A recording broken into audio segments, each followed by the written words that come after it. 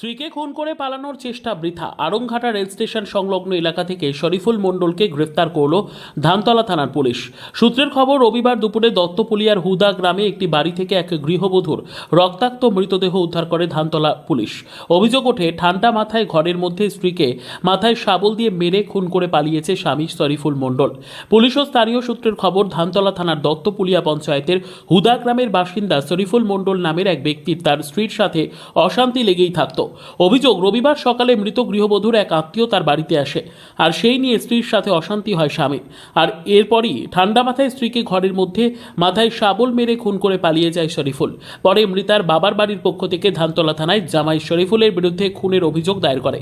আর সেই ঘটনাতে বিভিন্ন জায়গায় তল্লাশি চালিয়ে রবিবার সন্ধ্যাতেই আড়ংঘাটা রেল স্টেশন সংলগ্ন এলাকা থেকে অভিযুক্তকে গ্রেফতার করে ধানতলা থানার পুলিশ। সোমবার ধৃতকে রানাঘাট আদালতে পাঠিয়েছে ধানতলা থানার পুলিশ।